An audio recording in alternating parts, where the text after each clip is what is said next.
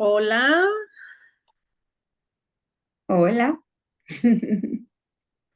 ¿cómo estás?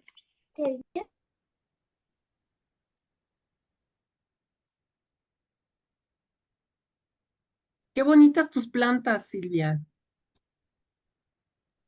Son mis hijas de mi cuarto. Me las compré Mm, especialmente para mi recámara, para mi ventana. qué Y están padres junto a están, la flor de la vida. me encantan, me encantan. Y es bonito tener una planta bonita en tu Ay, recámara. no, bueno, yo ya no me caben más, pero si no, mis hijos dicen que me la voy a poner en la cabeza. Si vas a comprar otra planta, ¿dónde te la vas a poner en la cabeza? Ay, Clau. ¿Cómo están? A ver, quiero escucharles unos minutos antes de irnos al receso. Ya les puse una zanahoria enfrente por aquí. ¿Cómo les fue? ¿Qué les pareció el ejercicio? ¿Qué encontraron? ¿Qué aprendieron? ¿Qué recordaron? ¿Quién dice yo? Uno por uno. ¿Quién dice yo? Ay, pues si quieres yo, Clau. Si Bueno, quiero, si usted. te platico un poquito de lo que vimos en el grupo, que de alguna manera, hubo algunas coincidencias y otras no tanto, Ujú, pero creo que fue un ejercicio como muy, muy lindo en el sentido de que acomoda cosas y te hace reflexionar un poco cómo haces el proceso, ¿no? Entonces, este, yo les decía que mi parte como de qué me hace de qué me hace ser sólida, pues evidentemente tiene que ver con mis valores y mi educación indudablemente, pero lo que más puedo rescatar, y creo que coincidimos un poco en el grupo, es como la parte de la experiencia, ¿no? O sea, de cómo el proceso de la vida en el autoconocerte, en el tener una conciencia de quién eres, de cómo reaccionas, de qué necesitas, hace que cuando te enfrentas a algo rudo, ¿no? Alguna situación muy complicada, pues tengas un poco de herramientas que la misma experiencia y la misma autoconciencia, autoconocimiento te entregan, ¿no? Entonces, ujú. creo que esa parte, eh, en el grupo había como mucha independencia en ese sentido, ¿no? Y luego cuando hablamos un poco de las personas que nos soportan, pues creo que al final tiene, creo que todas coincidimos en que hay personas, o sea, hay personas que están ahí para nosotros, ¿no? Sin embargo, en mi caso personal, que no es así para el resto del grupo, yo necesito como un espacio para mí, o sea, como cuando me pasa algo rudo, primero voy adentro antes de salir a contar Ajá. o a pedir, ¿no? O sea, primero voy yo, primero ordeno, primero necesito como asimilar antes de ir a contar cualquier cosa y luego entonces ahora sí salgo y pido, ¿no? Por ahí Jessie nos contaba que ella sí de pronto necesita como hablarlo y como verbalizarlo y expresarlo y así, ¿no?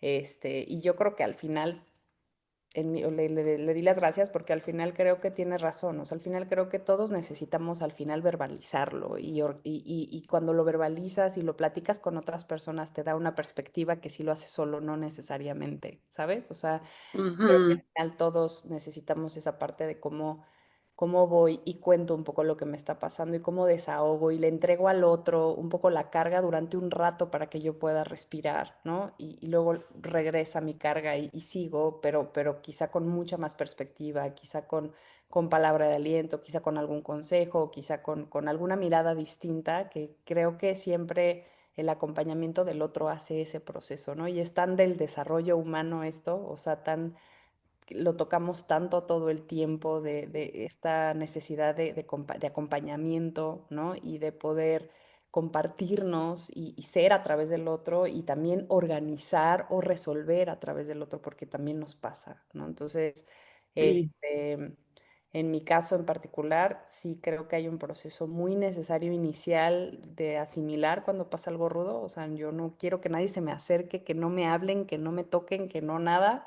Primero yo organizo y luego entonces ya que medio tengo estructurado y más o menos ya entendí, ya asimilé o el dolor está a flor de piel pero ya más organizado, entonces ahí sí necesito un poco tocar al otro para que me acompañe, ¿no?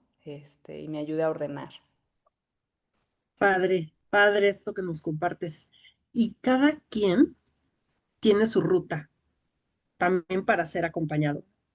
Tienes tu ruta muy particular, muy personal y las necesidades, incluso sensoriales. Hay gente que le gusta ser abrazada, hay gente que no, hay gente que le gusta que le hablen y hay gente que no, y solamente es la presencia. Acompañar a veces no significa hablar, es simplemente estar, hacer sentir al otro tu presencia. Y son formas que el otro también tiene de acompañar y es la forma, la divisa que usan. Cada quien tiene su propia divisa para acompañar y para ser acompañado. ¿No? Hay que ser universales, hay que recibir cualquier tipo de divisa. Es un tip de educación financiera emocional. Hay que estar abierto a cualquier tipo de divisa porque al final, pues si es dado con cariño, si es dado con respeto, bueno, pues nunca ofende y nunca estorba. Muchas gracias, Suset. ¿Quién más?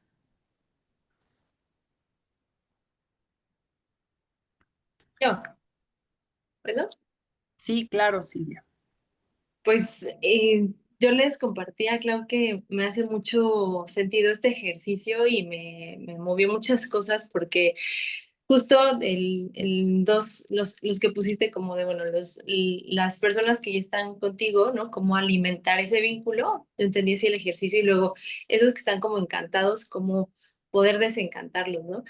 Y les decía a las chicas que pues yo estoy como en una situación en donde me siento escuchada y acompañada por ciertas personas que son diferentes a las de antes y entiendo que pues eso va cambiando, pero me cuesta mucho trabajo o me está costando trabajo soltar a dos personas de las que siempre contaba con ellas y hoy no están y no, a lo mejor por sus procesos emocionales y demás.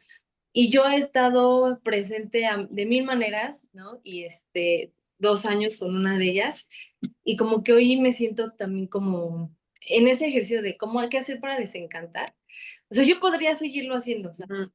tener contacto de diferentes maneras. Más ya lo hablé porque pues van 2 años que yo soy la que tomo iniciativa, yo marco, yo mensajeo, yo todo. Pasó por un momento difícil el fallecimiento de su mami. Aún así fue como de, bueno, ser paciente. No me pesó nunca en esos 2 años yo ser la que ahí, pero no recibir nada similar, pues, ¿no? O sea, nada.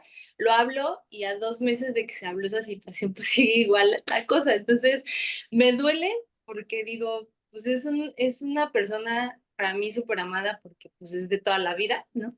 Más hoy me duele sentir que no hay eso. O sea, no hay como ese de desencantar, me vino mucho como de es que, ¿qué hago? O sea, ya hoy como que digo, no sé, o sea, creo que también no es, o sea, digo, yo creo que ya, hasta ahí, pero te digo, al final es como yo lo vivo, ¿no? Y pues eso fue lo que me trajo a remover mucho el ejercicio de soltar, ¿no? Como que ahorita que pones, ¿qué más? ¿Cómo desencantar? Yo en este punto ya no sé si quiero, ya no es como algo que digo si se pueda, yo siento que ya agoté muchas cosas y pues bueno, eso es lo que me quedo me quedé con el ejercicio. Ujú. Sí, claro, bueno, y además tú haces lo humanamente posible y también creo que a veces hay que recargar energías para poder seguir acompañando, para poder seguir ayudando a la gente, mientras la gente quiera. Y También hay personas que no se van a dejar, ¿no? Porque pues así es su naturaleza, o no están en el momento, o no están por el orden, ¿no? Hay que entenderlo también y hasta dónde también es nuestra necesidad, ¿eh? Nuestra necesidad de estar con esa otra persona por el cariño que le tenemos y esa persona a veces no está en el momento de recibir. No siempre estamos en el momento de recibir, ¿no? Entonces, bueno, pues hay que también entenderlo y esta distancia adecuada hay que saberla modular y gestionar en nuestras relaciones, que eso es bien importante. La base firme de la que hablamos en el ejercicio es la base del juego de los encantados, donde vas, te agarras, pues son todas tus certezas. Tu base firme es tu familia, tu base firme son tus creencias, es tu identidad, esa es tu base firme, lo que consideras muy tuyo, lo que te da seguridad, lo que te hace sentir fortaleza, esa es tu base firme. A veces se te quema. Cuando muere una persona querida, pues, se te quema la base. Sientes que pierdes algo muy querido, un, tal vez un acompañante de camino muy estimado, alguien que te daba fuerza, alguien que te hacía sentir seguro. Y bueno, eso pasa cuando se van los abuelos, cuando se van los papás. Eso se cuartea tu base y tienes que salir al ruedo. Y eso da miedo. O sea, el lobo te va a agarrar, pues sí, da miedo porque te vas a sentir perdida, te vas a sentir paralizada, te vas a sentir ansiosa.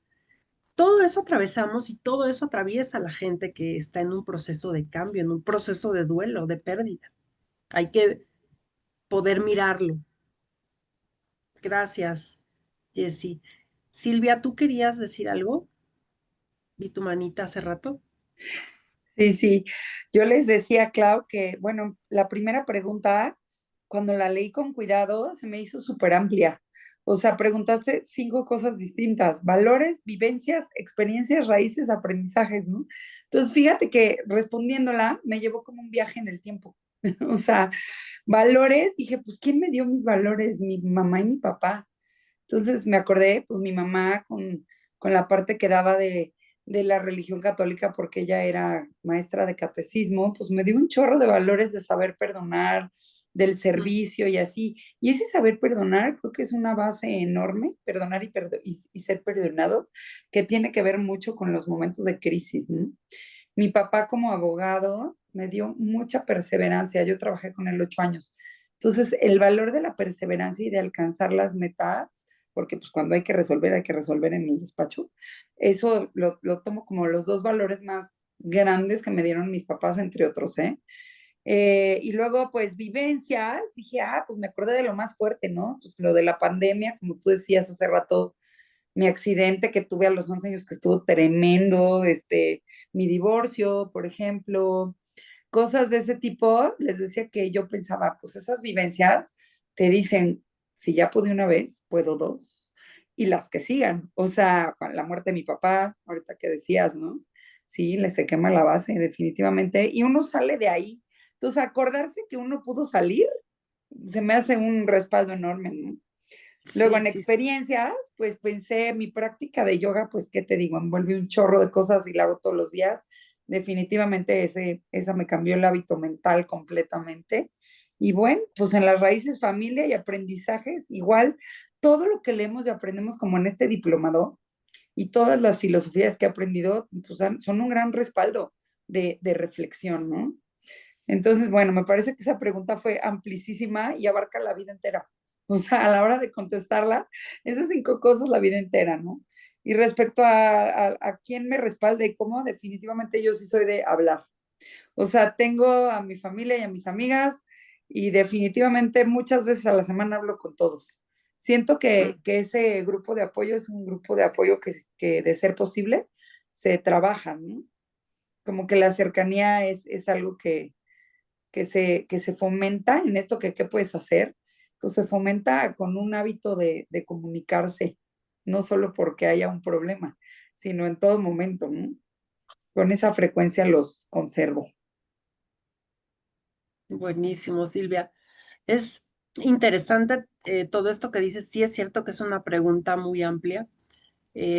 También saben que me parece importante que también podamos alimentar nuestras relaciones redentoras. ¿Cómo alimentamos esas relaciones que son significativas, que han estado con nosotros en algunos baches del camino? ¿Y qué acciones también podemos hacer para desencantar? O sea, hay desencantados en la historia. Simplemente hace rato estábamos hablando de la gente que va a venir deportada. Ellos son ahorita los desencantados de la historia, los encantados de la historia. O sea, hay que ver cómo ayudamos. Siempre hay un encantado al que podamos ir a tocar, a ayudar, a desencantar, a escuchar. Entonces creo que también es importante ver en nuestra vida quiénes están alrededor que ahorita estén viviendo un proceso difícil y cómo podemos ayudar, porque creo que es algo que históricamente, o sea, en nuestra vida, en nuestra historia, también nos va a ayudar. Dices, qué bueno es entender que hemos pasado por cosas y que tenemos la fuerza para enfrentar otras. Y qué bueno es saber que también tenemos ese poder de ayudar a otros a atravesar el río, porque lo hemos hecho y lo podemos seguir haciendo. Tenemos nuestras propias herramientas para poder hacerlo, desde lo que haces, desde donde estás, qué tipo de burbujas le vas a echar a esa persona para que pueda atravesar ese proceso que está pasando ahora. Ujú. Gracias, Silvia. ¿Alguien más?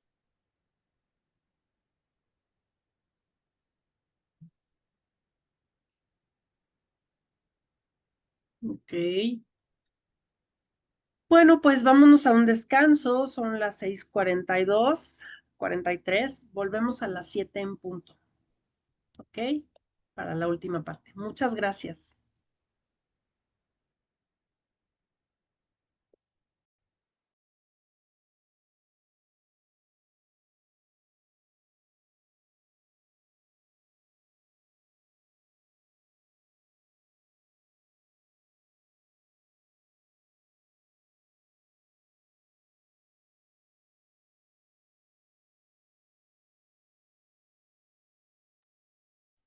Hola de nuevo. ¿Ya andan por ahí?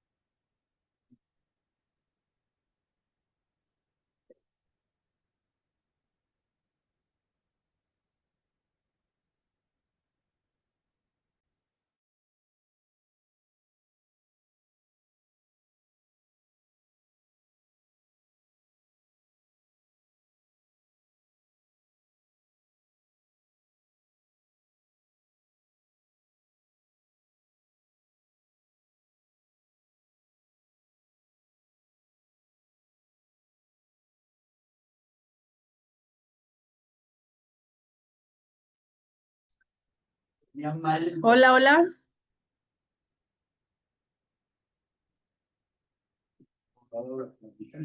Bueno, vamos y vamos integrándonos de nuevo.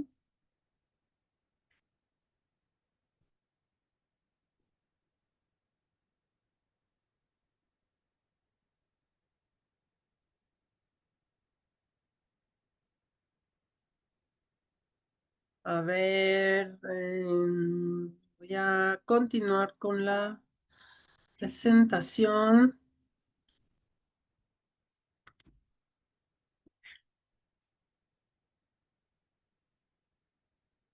Déjenme ver porque ya se me cerró esto. Oh, ya. Bueno, pues retomando, resiguiendo más bien con la línea del proceso de cambio, hay un modelo que me gusta mucho porque creo que deja apreciar elementos básicos que son necesarios para que se pueda dar un proceso de cambio de forma. Si me siguen, sí. ¿Me ven? ¿Ven mi presentación? Ya, yo la veo. ¿Ustedes la ven? Bueno, para que un proceso de cambio se pueda dar, hay un autor que se llama Mullins, que propone que hay elementos, dice, necesarios y suficientes del cambio. Y él menciona que hay 5 elementos esenciales. Primero, la conciencia. Cuando hay un proceso de cambio, se requiere que haya un despertar de la conciencia, que los individuos, los equipos o el sistema social tenga esa conciencia de necesidad. Cuando hablamos de conciencia es que haya ese despertar de la necesidad, que entendamos que el cambio es necesario y que partamos de eso. Entonces se llama conciencia. Lo segundo es el deseo, querer que sucedan las cosas, querer que de veras tengamos un futuro mejor, un futuro diferente, un estar distinto, y eso se le llama deseo. Tercer elemento, el conocimiento. Mucha gente se queda al pie del monte, decimos, porque no siente que tenga los conocimientos necesarios. Eh, Esto se ve mucho en el aprendizaje y también se ve mucho en las organizaciones. Cuando yo no sé hacer algo, me siento impotente e insuficiente ante un proceso de cambio. Si yo me voy a mover a algún lugar y no tengo el conocimiento suficiente, prefiero no moverme. Es un detonador que me hace detenerme ante los procesos nuevos. Y diferente el conocimiento de la habilidad, ¿saben? Porque a veces tenemos el conocimiento, pero no hemos practicado. No me siento hábil. Yo puedo tener la teoría de cómo hacer algo, pero es como andar en bici. A mí me puedes explicar perfecto cómo aprender a andar en bici, pero eso es distinto a tener la habilidad, a que yo ya lo haya practicado, a que haya sentido el, el, el desafío del equilibrio. ¿Me explico? Y eso tiene que ver con habilidad. Y lo segundo es el refuerzo. Dice Mullins, si tenemos todos estos elementos, se puede dar el cambio. ¿A qué se refiere el refuerzo? Simplemente un seguimiento, un reforzamiento. Por ejemplo, dar retroalimentación es una manera de reforzar la conducta. Si no recibo retroalimentación, si no se le da seguimiento a un proyecto, eh, las cosas suelen volver a conformarse de la manera en la que estaban originalmente. Muchos esfuerzos de cambio se rompen por eso, porque se hace todo un protocolo, se anuncia el cambio, la gente está deseosa de hacerlo, tienen los conocimientos, tienen las habilidades, pero no hay un refuerzo. Se dejan morir las iniciativas, se enfrían los ánimos y entonces volvemos a veces a las viejas usanzas, a los viejos paradigmas y no nos atrevemos a vivir el proceso en su totalidad. Mullins dice, ok, ¿qué pasa cuando falta la conciencia? Si falta la conciencia, si la gente no está sensibilizada a que esto que estamos viviendo es una parte de una necesidad, lo que pasa es que hay confusión. Se genera confusión. No sé qué está pasando, no sé por qué están haciendo lo que están haciendo. Me siento fuera de la jugada, no entiendo para qué estamos generando este cambio, para qué estamos dando pasos diferentes. Se genera confusión. Cuando no existe el deseo, dice Mullins, si yo no quiero cambiar, no encuentro motivadores para hacerlo, me resisto. Esto es lo que suele suceder y es muy típico que encontramos a la gente resistente ante procesos de cambio porque dicen al final, ¿y yo qué tengo que ver con esto, no? Hay causas de la resistencia al cambio. Hay unas que son ligadas a la personalidad. Somos como somos. Hay cosas que nos acomodan, que nos vienen bien y otras que no. Hay cosas que por nuestra historia personal nos dan miedo y hay otras que no. Así como nuestra necesidad de acompañamiento varía, también hay causas que están ligadas a mi forma de ser. A ver, te pongo ejemplos muy comunes. En lo común, nosotros pues, dormimos de un lado, ¿no? Nuestra personalidad, nuestros gustos, nuestros hábitos nos dicen, sí, yo duermo del lado izquierdo o yo duermo del lado derecho de la cama. ¿Cómo te bañas? Tú empiezas lavándote la cabeza o hay gente que empieza lavándose los codos. Hay gente, son cosas que hacemos naturalmente que son afines a nosotros. Así aprendimos a hacerlas y así las hemos hecho siempre. Y no solo eso, nos acomodan, nos constituyen, forman parte de nuestra identidad. Por eso decimos mi lado de la cama, ¿no? Y lo defendemos con tanto fervor. Cuando te laves los dientes la próxima vez, que espero que sea hoy, fíjate cómo empiezas, ¿no? ¿Qué te cepillas primero? ¿Qué tipo de cepillo te gusta? Hay gente que dice, este par de zapatos es el que amo y todas las veces que lo ves con un mismo tipo de zapato. Hay gente que siempre se peina igual. En fin, te acomodas con ciertas cosas que ya forman parte de tu estar, de tu ser, de tu personalidad. Hay otras causas por las que nos resistimos que se llaman relativas al proceso social, porque así nos enseñaron. Ni las cuestionamos. Es lo que llamamos el síndrome de la pata de puerco. Es la señora que está hablando por teléfono con el carnicero y llega su esposo y le escucha. Y entonces le está pidiendo, pues, te da todas las especificaciones porque va a ser pata de puerco. Y el señor le encanta.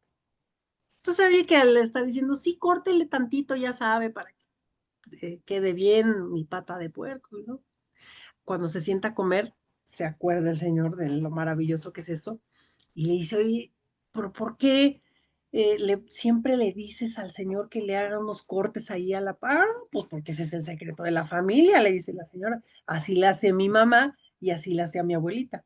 Hay que cortarle un pedacito para que le dé sabor. Bueno, el hombre se encuentra semanas después a la suegra y le pregunta, ¿no? Oiga, suegra, fíjese que su hija hace una pata de puerco. Uy, sí, exquisita, le dice la suegra. Pues es receta de la familia. Y el chiste, pues, es cortarle un pedacito a la pata. Y así, con tanta suerte que un día se encuentra la abuelita y el hombre le dice, oiga, abuelita, y dígame la verdad, si ese es el secreto, porque la verdad yo nunca he probado en otro lado la receta que ustedes tienen de este guisado. Y la abuelita le dice, ¿cómo que cortarle? Sí, pues que le tienen que cortar un pedacito. Ay, no, le dice la abuelita, no, yo le cortaba un pedacito porque cuando yo me casé hace muchísimos años, mi horno era muy chiquito y pues no cabía la pata, ¿no? Entonces hay cosas que por herencia, por costumbre, por tradición hacemos y según nosotros ese es el gran secreto de la casa. Y la verdad es que las hacemos pues, porque nunca las hemos cuestionado. Es el hombre del traje verde, es otra historia muy bonita. Es ese señor que llega con su traje verde todos los días a la oficina, ¿no? Y es nuevo. Entonces, pues lunes, martes, ya el jueves alguien le dice, oye, una pregunta curiosa, ¿por qué siempre traes un traje verde? Verde, así, verde perico.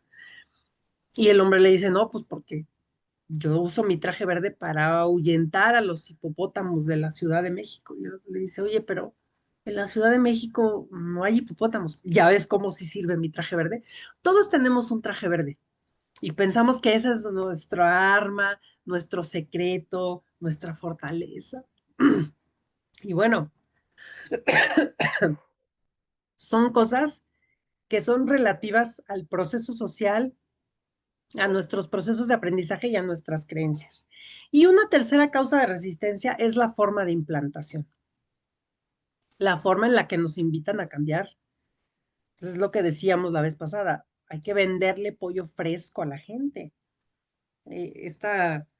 Esto me encanta porque yo les digo siempre, las pollerías no te venden pollo viejo ni pollo muerto, te venden pollo fresco. El pollo está muerto, pero el señor de la pollería es listo y no te dice llévese su pollo muerto, te dice llévese su pollo fresco, ¿no? Entonces, la manera en que implantamos un cambio, pues en el pedir está el dar.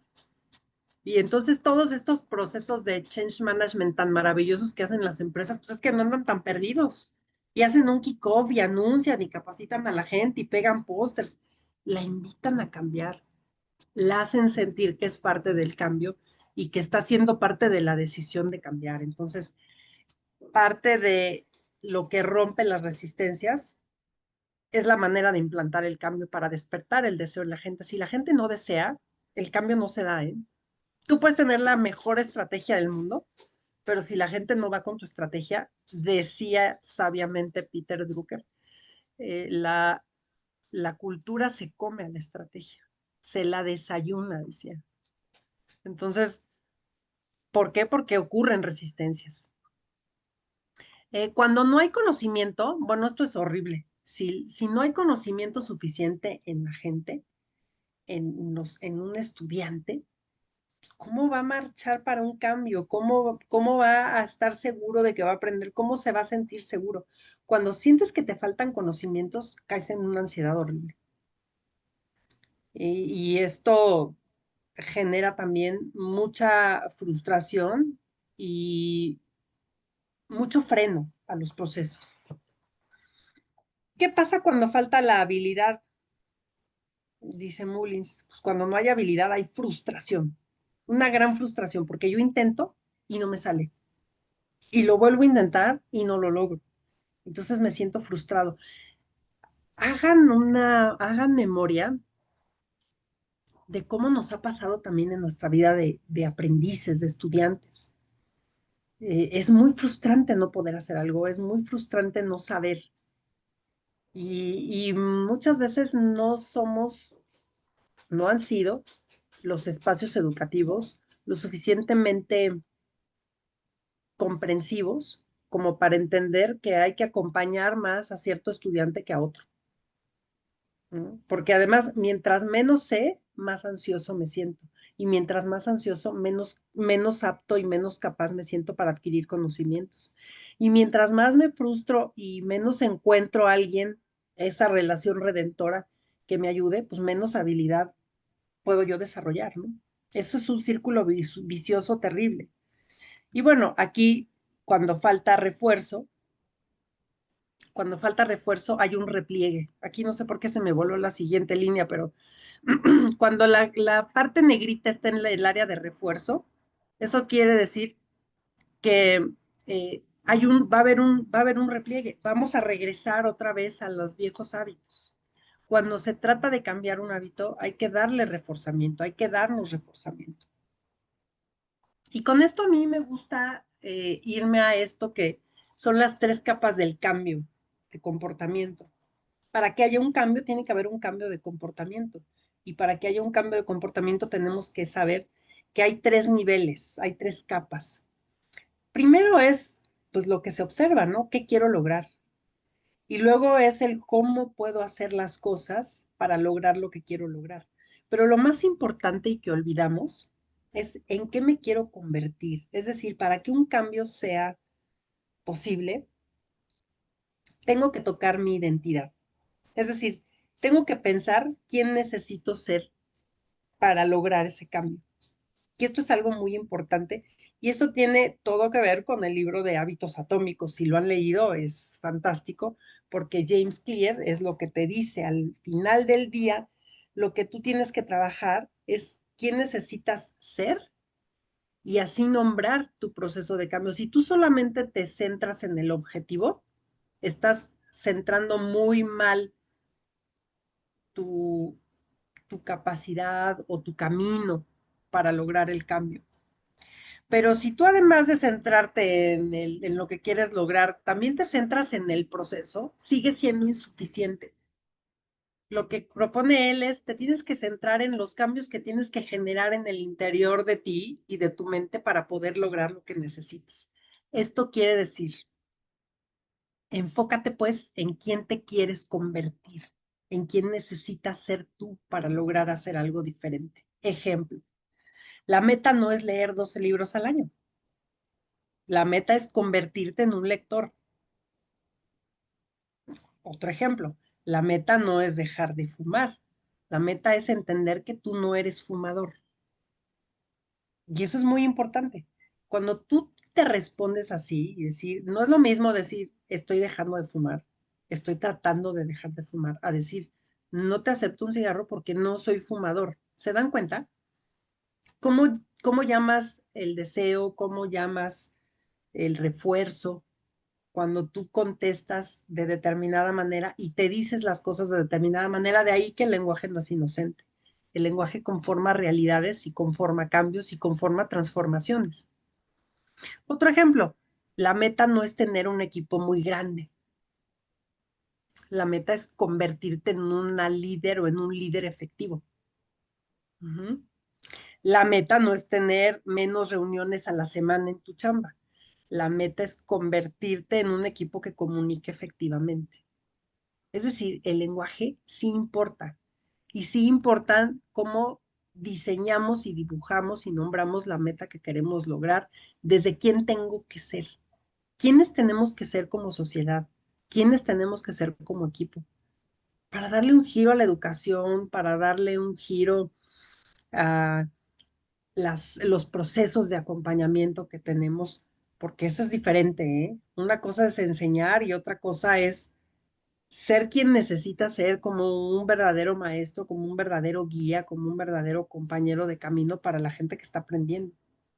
¿Se dan cuenta cómo las cosas son diferentes cuando las nombramos diferentes? Quiero escucharlos hasta aquí. Ay, qué sabroso aire te estás echando, Suset. Fíjate que está lloviendo aquí, pero está haciendo un condenado calor. Ay, así pasa. Sí. Así pasa a veces.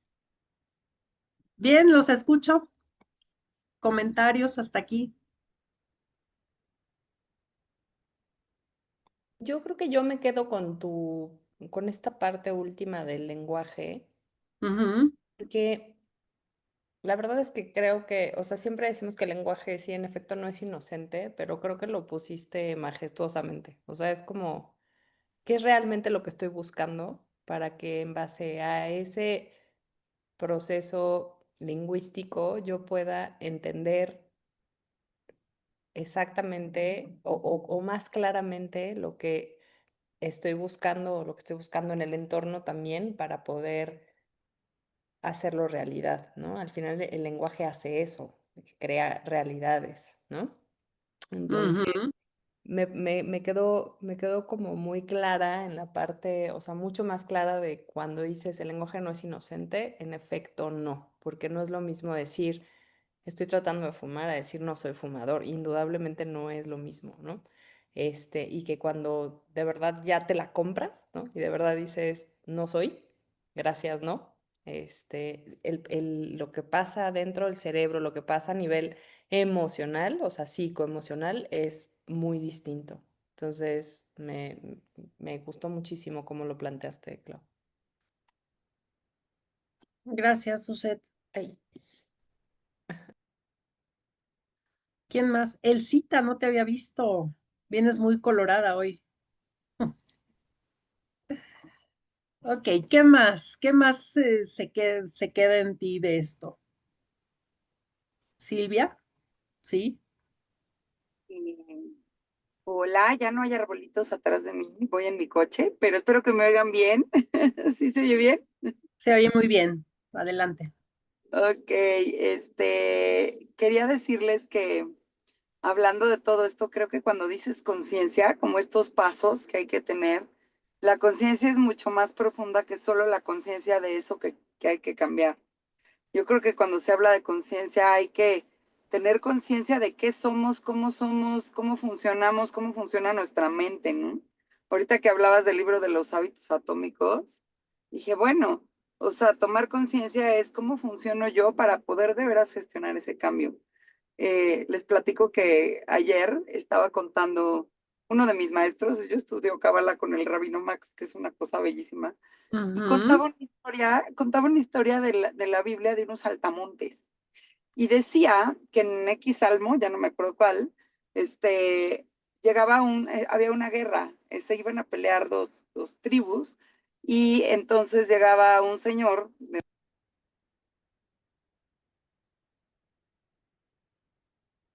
digamos, estaba diciendo que el campo de batalla pues estaba inofensivo porque estaba lleno de saltamontes, que había puros grillitos indefensos, inocentes, ¿no? Entonces, y le decía, ¿y por qué estás tan triste? Le decía, es que no te das cuenta, ellos nos ven así como saltamontes porque es como nosotros nos vemos a nosotros mismos, ¿no? Entonces, pues la enseñanza de esto es que, dice el rabino, que el tercer ojo es como un portal, dice, y ese portal es un espejo. Lo que tú ves de ti mismo o lo que piensas de ti mismo es lo que reflejas hacia afuera, hacia los demás. Entonces, cuando quieres realmente gestionar un cambio, primero ujú. tienes que revisar qué autocreencias o autoconcepto te dices todo el tiempo. Y yo agregaría que lo más importante es que no es algo fijo, es algo en constante movimiento. El autoconcepto no es algo que me pasó a los 3 años o lo que me determinó cuando pasó tal tragedia o tal cosa. O sea, el autoconcepto es todo el tiempo estar presente y observar qué me estoy contando de mí mismo y qué estoy proyectando, ¿sabes? Porque para que haya un proceso de cambio afuera, primero tiene que haber un proceso de cambio adentro. Entonces me encantó la historia del saltamontes. No seamos saltamontes, por favor. Eso era todo, quería Exacto, compartirles. exacto. No seamos saltamontes, me encanta. Tierno Ujú. pero poderoso. Muchas gracias, Silvia. ¿Quién más? ¿Algún comentario?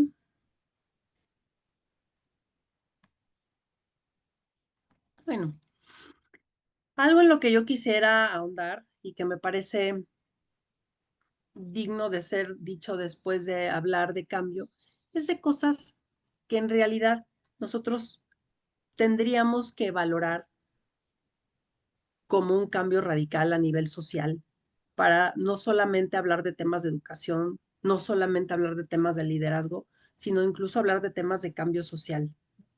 Estamos sacudiéndonos socialmente. Esto, yo no sé si ustedes han leído acerca de la teoría U de Otto Scharmer. Si no, échenle una ojeadita. Yo les paso el libro con mucho gusto, lo tenemos en PDF, aquí Esme y yo, entonces luego se los paso. Y les voy a pasar otra bibliografía que me parece también que es muy digna de que le vayan leyendo, porque tiene todo que ver con liderazgo y tiene todo que ver con educación. Pero esta teoría de Otto Scharmer parte de la teoría y propone esta teoría como una teoría de cambio y como una teoría que tiene muchos pasos, varios pasos a seguir, hablando desde el cambio personal. Por eso me gusta mucho, porque es muy congruente con esto que estamos hablando de quién tengo que ser para poder generar un cambio. Y él habla de que hay que empezar el cambio desde una perspectiva de futuro. ¿Dónde nos queremos situar y qué queremos lograr? Y que ese futuro emergente, lo podamos diseñar para a partir de ahí, es como los escaladores, un poco, que diseñan la bajada. Ellos, antes de diseñar la subida, diseñan la bajada. Los que hayan escalado, como Luis que está aquí, saben que muchas veces el descenso es mucho más peligroso que el ascenso, es mucho más riesgoso. Entonces, diseñan su ascenso en función de la bajada. Esa es un poco la técnica del escalador. Y esto es lo que un poco dibuja Otto Scharmer, es decir, hay que diseñar un futuro emergente y pensar que es emergente para que nosotros podamos ir diseñando los pasos que tenemos que dar. Pero también dice que ciertamente no hemos logrado muchos cambios y hemos hecho muchas cosas mal y por eso hoy tenemos estas consecuencias a nivel global y a nivel social de las cosas que repetidamente hemos hecho mal por la falta de diseño de este futuro emergente que nos inspira y que nos debe también no solo inspirar, sino ubicar y ayudar a gestionar los pasos necesarios para cambiarlo. Eh, Siguiendo un poco esta línea, yo les quiero presentar esto siguiente, hablando un poco de las cosas importantes que me parece que tenemos que empezar a cuestionarnos hoy desde una perspectiva de la educación y desde una perspectiva social.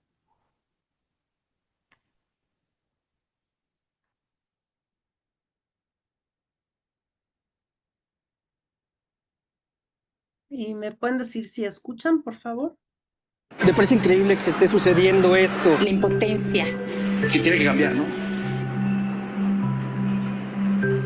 Bienvenidos a la mini ciudad, donde vamos a jugar a ser grandes. ¿Quién quiere ser piloto? Yo. Científico. A ver, levanta su mano. ¿Quién quiere ser juez? Tú no puedes ser juez, porque eres niña.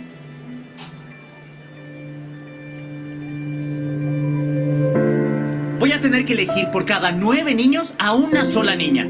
Y tú no vas a poder ser científica. Solo los niños pueden ser pilotos. Las niñas no.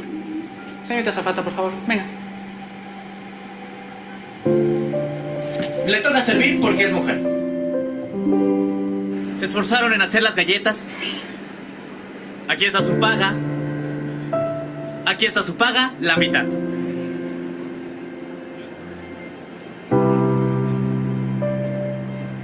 Me parece totalmente injusto. Es un error, no está bien. ¿Qué estás diciendo? No, no es un error. Es la realidad. En nuestro país, las oportunidades de tus hijos y tus hijas están condicionadas por su género.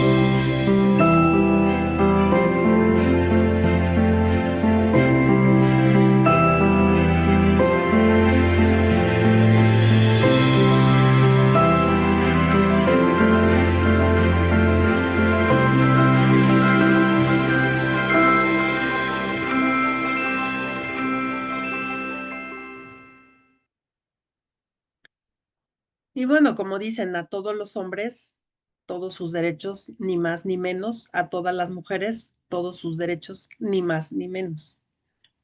Es un trabajo arduo el que necesitamos hacer todavía en ciertos aspectos. Cuando Me parece hablamos increíble. de segregación, es doloroso. Es doloroso pensar que hay sectores de la población que están segregados, hay indígenas que están segregados. Hay un libro muy impresionante que se llama Árboles de Largo Invierno, en donde habla de todos estos tipos de segregación, de todos estos tipos de distinciones que se hacen, de diferencias y de mucha violencia, todo esto, todo este mindset que genera mucha más violencia, no solo en las escuelas y en los espacios educativos, sino en la sociedad. Tiene varios artículos y varias posturas este libro donde te dicen, sí, es muy doloroso entender cómo hay una especie de cazadores, ¿no? En la frontera con Estados Unidos que están esperando como a las presas. Y esto es una realidad que se vive, hablando de los deportados, de lo que hablábamos hace un rato. eh, no es nada más una situación política, es una situación social y es una cacería la que se genera contra la gente. Entonces, la segregación es una parte muy dolorosa que todavía estamos viviendo y con lo que también hay que eh, hacernos conscientes, despertar el deseo, tener los conocimientos, la habilidad y dar seguimiento a este tipo de cosas que nos afectan socialmente. Paloma, tu manita la veo levantada, adelante. Ay, ¿Por qué la hola. Es que María viene llegando de clases y María vio el video y me dice, mamá, por qué las mujeres no podemos ser pilotos y bomberas? Claro que pueden ser pilotos. Sí, sí, Por supuesto que pueden ser pilotos. sí, Hay y una eso, publicación hermosa de Aeroméxico de hace muchos años, en donde les toman una foto a toda la tripulación, porque toda la tripulación está compuesta por mujeres. Es una foto increíble, está súper linda. en esto de elementos necesarios y suficientes del cambio, cuando lo ibas mencionando, yo me cuestionaba en esto de ser mujer, porque a las mujeres de repente es como decir, ay, no voy a poder con el puesto, no, y si no doy el ancho, y los hombres ni siquiera a veces se cuestionan como decir, ay, voy a dar el ancho, ay, tengo el conocimiento, ay, tengo la habilidad, este, pero el deseo, pero primero lo voy a consultar con mi familia, y el hombre dice, sí, claro, acepto, sin tapujos, ¿no? Con esa seguridad. Uy, híjole, Paloma, te voy a ponchar el globo. Yo el día de ayer tuve un coachee, lagrimé en el ojo, me estaba diciendo que acaba de aceptar una posición distinta en otro lugar, en Guadalajara, me dijo, me voy a Monterrey y no sé qué hacer porque tengo miedo y porque mi esposa no se quiere ir. Yo creo que estaba más preocupado por la resistencia de la esposa porque le llora. Si es que ella llora porque toda la vida hemos vivido en Guadalajara, claro que se cuestionan. Lo que pasa es que socialmente está mal visto que se cuestionen y a veces está mal visto que duden.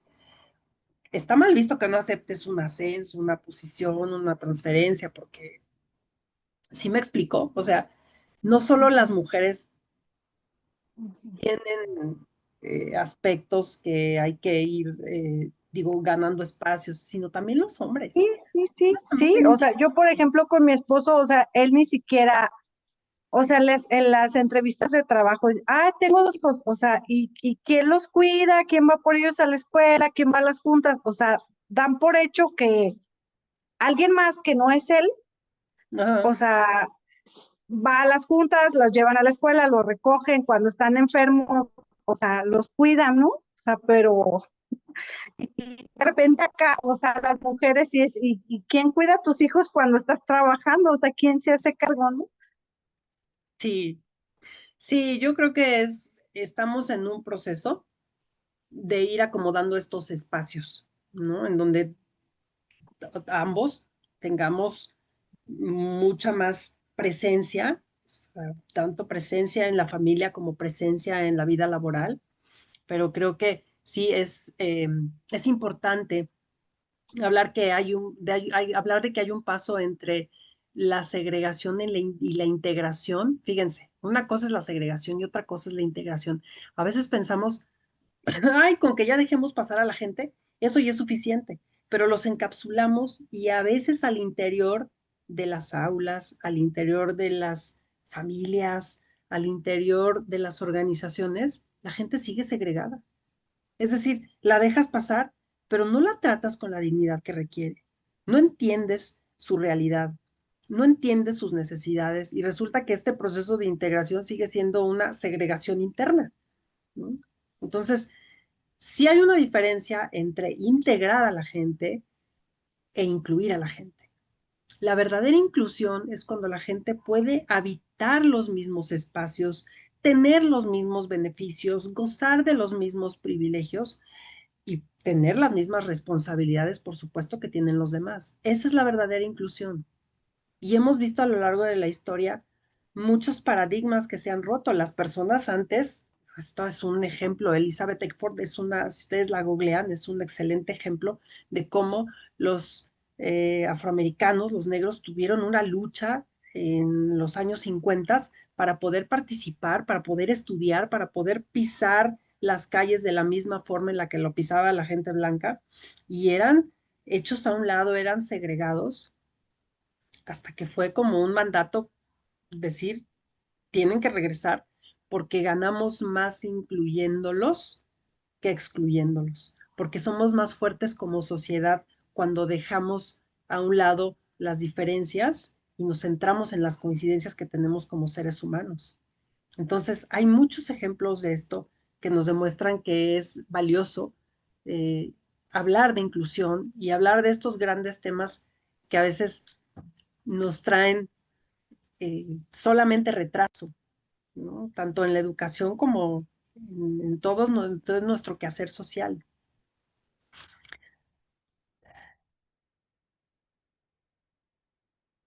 Yo quiero dejarles ahorita una tareita a nivel grupo de que nos vayamos unos minutos, que serán nuestros últimos minutos en grupito en esta sesión, donde puedan platicar, y esa es la gran tarea que yo les quiero proponer ahorita, que puedan platicar qué asignaturas pendientes tenemos en la educación. ¿Ustedes cuáles creen que son las asignaturas pendientes más importantes que tenemos a nivel educativo y que pueden ser también a nivel social? Pero quiero que lo comenten ahorita. ¿Cómo ven ustedes que hoy es la educación en México? ¿Qué hace falta? ¿Qué falta? ¿Qué sobra? ¿Qué no tenemos? ¿Qué nos gustaría cambiar? ¿Qué nos gustaría conservar? ¿Qué apreciamos? Y que lo platiquen ustedes ahorita en grupos pequeños y al final alguien de cada grupo nos dé una conclusión al respecto. Esperen porque no se vayan todavía. Hice algo mal. Sí, hice algo muy mal. Es que tengo muchos, lo voy a volver a armar porque muchos se habían quedado fuera, no sé por qué. Denme un segundo, por favor.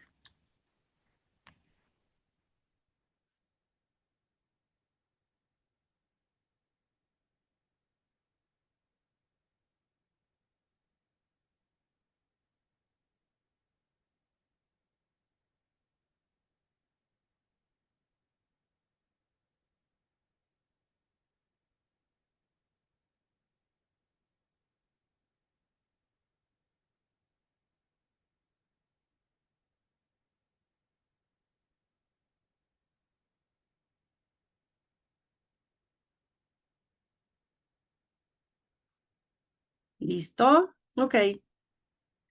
7 minutos para que puedan conversarlo y regresamos para el cierre.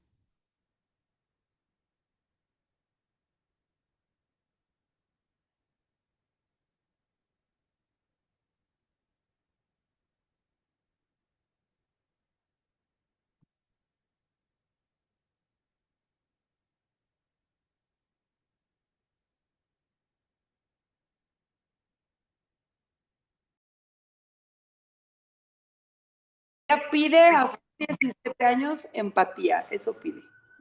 Que los eduquemos en la empatía. Paso el dato. La mamá pide que los eduquemos en la conciencia de quiénes somos.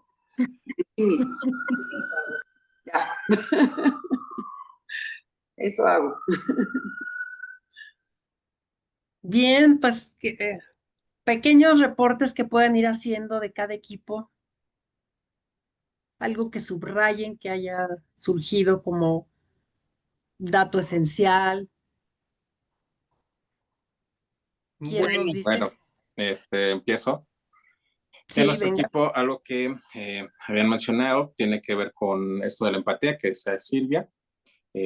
Aunado con ello, Irma comenta que esta empatía tiene que ver con la cultura de la paz, una cultura de la paz con no solamente ser empático con el ser humano, sino ser empático con el medio ambiente y todo lo que tiene que ver con el ser el medio ambiente como tal. Esta empatía tendrá que ver con la comunidad, ser comunidad o saber sernos comunidad, que es creo que algo muy importante. Y esta comunidad donde estamos integrados todos. Tomaste un punto en la última exposición que dijiste, que es como más que segregar, integrar. Y va de todos, ¿no? Desde la inclusión en todo proceso. Por lo cual tiene que ver con habilidades blandas o habilidades suaves. A lo que mencionaba Suset, es que el cerebro por toda esta parte de la tecnología, de repente ya no se esfuerza y este músculo de pensamiento se va atrofiando. Entonces, poder hacer ejercicio más a nivel mental, cerebral, no porque no se pueda, sino porque al fin y al cabo tenemos que ejercitar mentalmente el pensamiento, el razonamiento, ¿no? Y no por conocimiento, sí por necesidad a nivel cerebral, como escribir cosas básicas que de repente hoy los chicos ya no hacen, ¿no?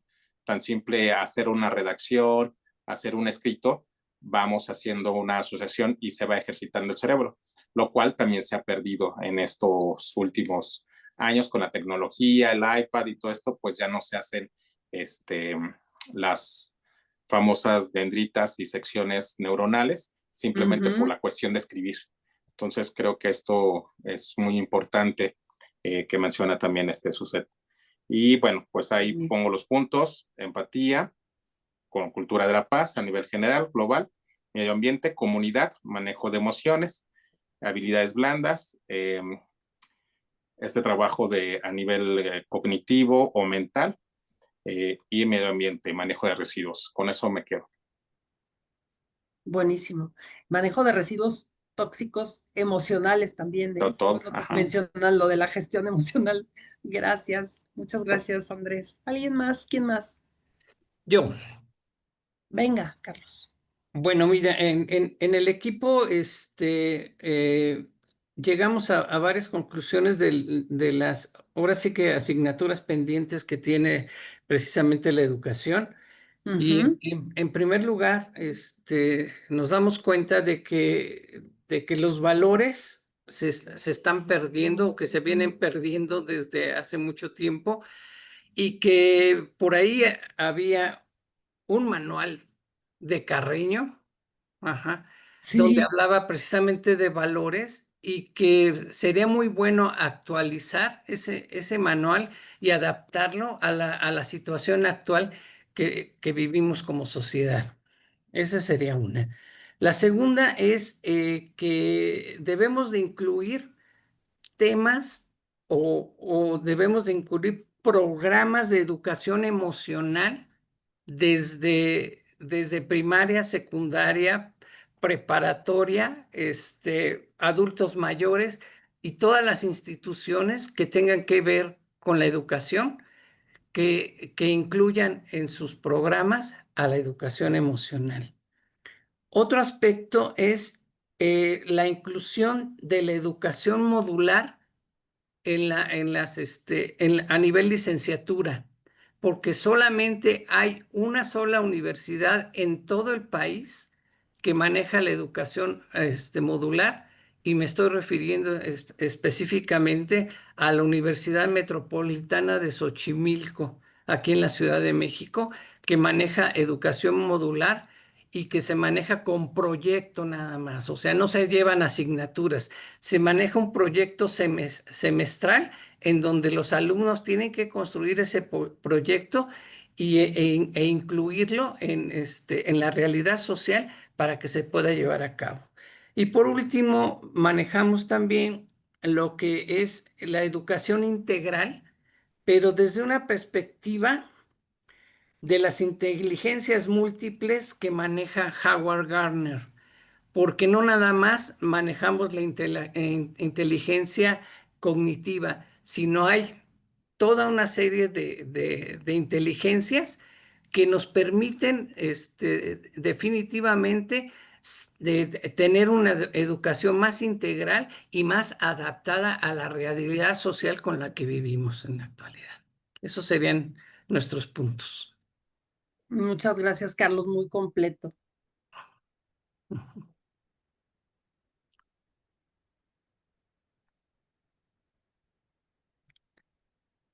Y bueno, ¿alguien más por último? Sí, nosotros en el equipo, Clau, estuvimos Licha y Elsa y estábamos como ahí debatiendo un poquito como aterrizando ideas y llegamos como a esta asignatura pendiente que es dotar de humanismo al que da. Desde maternal. Si no mal recuerdo, creo que sí fue así, Licha, desde maternaje, desde la primera infancia, que es como hacer visible al que está frente al cuidado de los niños, ¿no? Desde esas edades tempranas. Y poder, como en esta parte de hacer ese acompañamiento durante, pues, en todas las etapas, que es muy importante realizarlo desde muy temprano, porque entonces así se puede, platicábamos de cómo de esa manera se puede visibilizar al que cuida, y entonces el que cuida, por ende, visualiza también a los niños, ¿no? Que de cierta forma en algún momento comentamos, por ejemplo, llega el maestro y comienza a querer enseñar matemáticas de la misma forma a todos los alumnos, cuando no todos los alumnos son iguales. Hay quienes aprenden de una forma distinta. Y ahí no sé si Licha o Elsie quisieran como acompañar esta idea que estuvimos platicando. Sí, gracias, Esme. Es hacia, lo veíamos con Jarquín, y había un debate cuando yo decía, es que no puedo dar lo que no tengo, pero sí puedo ver cómo me nutro para nutrir al otro. Falta el sostén de todos los que son los docentes para que los docentes puedan sentirse vistos. Un docente que es visto, lo que dijiste ahorita hacia el cambio, pero también esta parte en donde me sostengo, soy visto, voy y veo a los niños. Y les platicaba por qué había salido esto y desde dónde empieza esta fuga, ¿no? Educativa que corroe desde la primera infancia, digamos, en todos los niveles. O sea, ¿qué pasa con los niños? México reprobó en un estudio que hicieron, el Banco Interamericano de Desarrollo, nos dotó, o sea, dio dinero, estamos en un programa piloto en donde entregan a los niños, llegan a las escuelas y no son nombrados, no son vistos, no son tocados, no les avisan, no ven las diferencias. O sea, es decir, es abrumador cuando el primer contacto de un niño de 43 años que tiene que ser dejado, no es avisado, no es sostenido. Y fíjense, y lo que va aquí es que desde la primera infancia el cerebro, y lo que decían ahorita, que es tan importante, todo el cerebro no va a aprender si el cerebro está en estrés. No dice que va a aprender un niño de 43 años, de 43 días, todos aprenden. Si llega el cerebro a los 2 años, menos aprende, a los 4 años, menos aprende, llega a primaria, menos aprende. Es decir, se sobrecarga el cerebro y un cerebro en estrés no tiene la capacidad de aprender. Lo que tenemos que empezar es ese sostén humano, afectivo, lo que sostiene, la red que hace que mi cerebro descanse y yo pueda aprender. Y en muchos lugares no se da ni eso, ya no importa si hay un plan de actividades, un programa de estudios en la prepa, en donde sea, cuando no son vistos y no son nombrados y el maestro no sabe quién es Juan y de qué va Juan y qué hace Juan y cómo ayudó Juan. Entonces, pero también entiendo que a veces los maestros están en burnout. O sea, Claro. totalmente. O sea, entonces tú dices, bueno, pues sí quiero ver quién es Juan y quiero ver quién es Pedro y tengo la iniciativa de saber quiénes son, pero tengo 800. ¿Cómo hago? Ujú. O sea, es como esas carencias de cuántos alumnos tienes, cómo te sostengo, cómo valoro, cómo es tu manera, ¿no? Digo, mi ámbito es más chiquito en cuanto a educación inicial y hacia ahora hacia la adolescencia, pero en realidad es que es en todos los ámbitos. En la licenciatura, en la maestría, o sea, ¿quién no te ve? ¿Qué entregas? ¿Quién valora? Es como, decíamos, y lo comentábamos, Esme y Elsa, decíamos, bueno, hay un eslabón súper suelto, Ujú. ¿no? Ahí como Claro. hay algo, ¿no? Entre el que enseña y el que aprende, entre el yosotros, ¿no? Como decía Harkin. Sí. Ajá. Buenísima reflexión. Muchas gracias, chicas. Gracias, Muchas, gracias muchas Elsa, gracias. gracias Esme. Gracias a todos, a todas. Ya estamos sobre el tiempo. Si hay algún otro comentario, me gustaría que fuera. Ahorita tenemos un minuto para poder cerrar a tiempo. ¿Alguien tiene algo más que quiera agregar? Pues a mí me gustaría solamente agradecerte a ti, Claudia, las 3 sesiones y bueno, eventualmente invitarte a otro espacio aquí mismo. Y a todos ustedes que pueden ser pilotos, que pueden ser jueces, que pueden ser maestros en desarrollo del potencial humano y que todos estamos construyendo el mundo que queremos habitar. Les mando un gran abrazo a cada una y a cada uno y bueno, pues a seguir en construyendo este mundo tal cual como lo que queremos, ¿no? Y que sí podemos y que sí nos incluimos.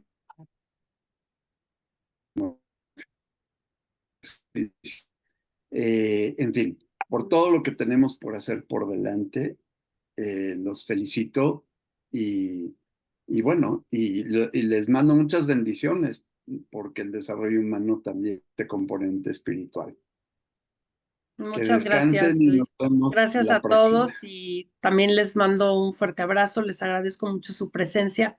Yo creo que a través de la educación es como se incendia el mundo, ¿no? Es como este fuego de Prometeo que enciende la conciencia. También la educación es lo que incendia el mundo. Les mando un Gracias, gran Claudia. Gracias, Gracias. Buenas Gracias, noches. Claudia. Hasta Gracias, luego. Clau. Gracias. Felicidades, Noches. Claudia. Gracias, Felicidades, Claudia. felicidades, Claudia. Gracias. Señor director, ¿será posible que nos ponga más sesiones con Claudia? Petición especial del grupo. Qué linda, gracias. De paloma y palomita incluidas. Sí, El palomar. palomar completo desde Morelia. Sí, sí, o sea, ¿por qué nada más 3 sesiones, señor director? Para que no me alucinen, para que Ay, me no. sigas queriendo, Paloma. Exacto, exacto. Quedarse con las ganas significa estoy bien, me gusta lo que recibo y así lo entiendo. Ajá, Paloma, así es de que pues, qué bueno que se Gracias. queden con ganas y que pues lo que sí. Ajá, Un gusto verlos. Abrazos a Gracias, todos, a Clau. todas. Gracias por todo, Gracias. Clau. Bye. Gracias, Esme. Bye. Bye.